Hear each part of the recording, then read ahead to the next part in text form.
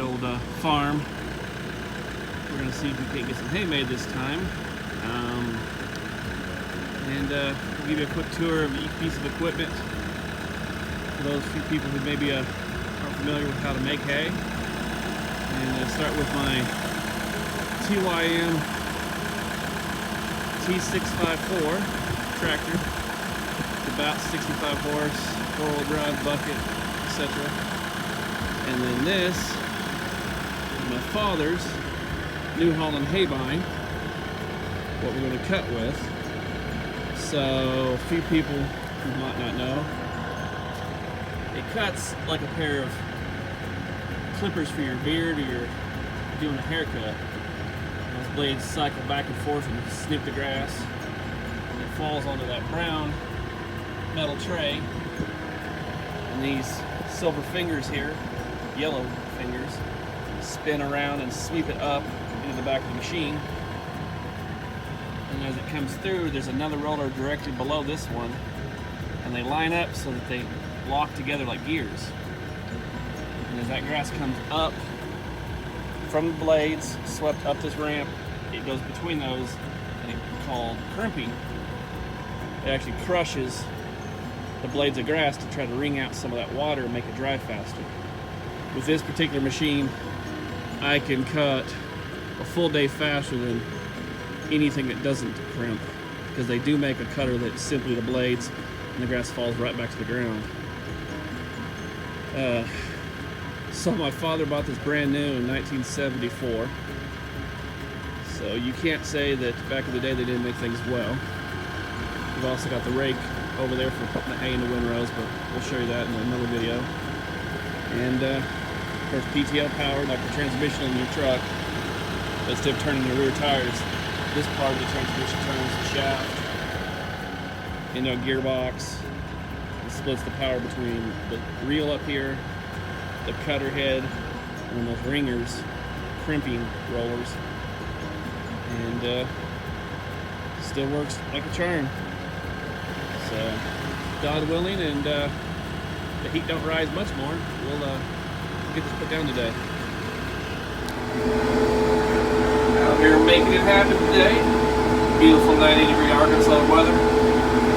This green grass won't stay green for long.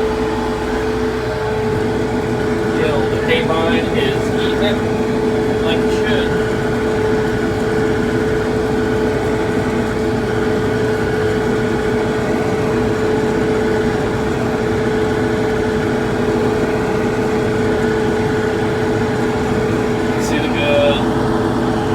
Forming behind it, tells you that the crimper's getting a hold of the grass.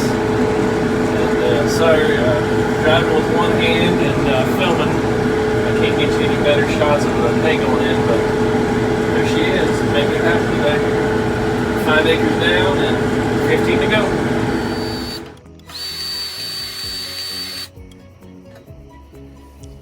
What are you doing? I'm gonna get all the grease fittings hit here on the rake, and hopefully make it last another hay season for us. What kind of rake is it? This is a late 60s Massey Ferguson. My grandfather and my dad bought it brand new, and as you can see, it's been weathered and used, but it definitely gets the job done.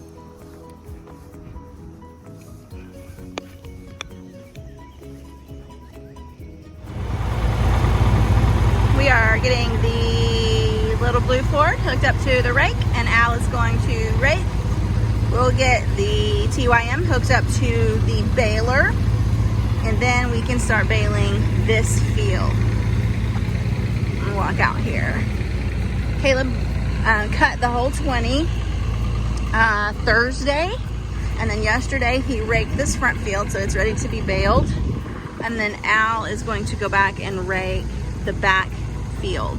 It'll be in 3 different sections, and then we can, as soon as he's done with that, Caleb will finish this and then bale that. So we are getting started.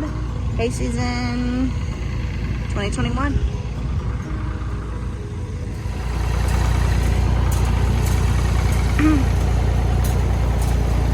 This is the way this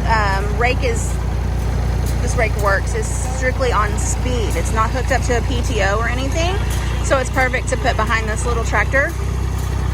Right now they're just trying to adjust the height of the tines that will rake the grass, and so that's what they're working on now.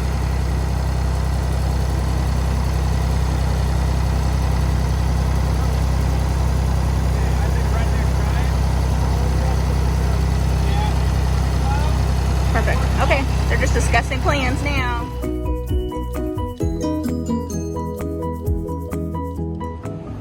All right, so we're gonna hook up the baler. My good friend is already out raking the hay with the machine we already showed you. So once again, this is the power takeoff, PTO. So think of it like another transmission on the back of your pickup, but instead of going in to turn the tires, this one comes out to turn this shaft, which gives the power to the baler. And this is a Heston 5530. It's a mid-90s model. It's old, it's worn out, but it's doing the job for us. So God willing, it'll keep working good till we're ready to replace it. So we've got 2 hydraulic lines, actuates the door, makes the door go up. Door goes up, these black belts stretch. The door in the back. This door raises to let the bale come out, right? Yep, so the hydraulics power this cylinder, one on each side, makes the door go up. These black belts tension, rolls the bell out, and then when it comes back down, this hydraulic sucks down a little bit, and there's a catch that pulls the door and locks the door to keep it closed while the bell's turning. And when he's pushing out bales, I'll be videoing that as well, so we can document that. A faraway shot of Al out there raking. His little yellow bomb. This is my setup today. I've got my bucket with my drinks and my gloves. I have my tool in case I need to help Caleb cut twine. Sometimes the old baler doesn't cut it on its own, so it's kind of a pain.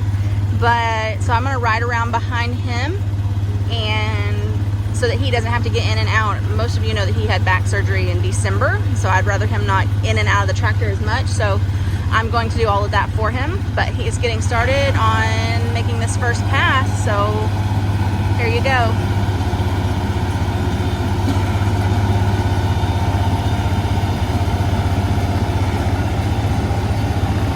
I'll show you more once we drop a bale.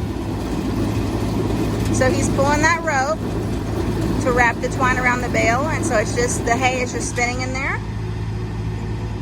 Let me see if I need to cut that twine for him. I think I do. Okay. Didn't cut it?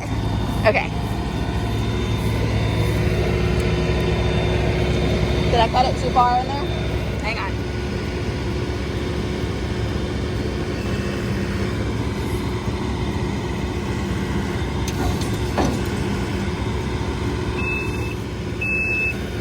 There she goes.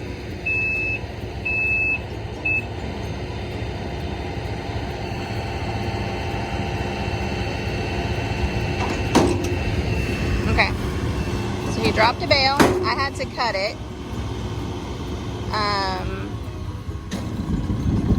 Because there's tension in there that it's supposed to help cut that twine, but it just doesn't on this for whatever reason. So I have this little handy dandy razor blade tool. Let's see if she starts picking up grass. Not sure if it's going to. So while he's doing that, I'll show you what I do. Is that once we drop a bale, I come in here. Here's the end, and I just make sure that it's tied off. I know you can't see because I'm like wobbling all around. So I just make sure that this tail is tied, so that way it won't unravel. So just a simple little knot. So anyway, there he goes. Back on my little buggy.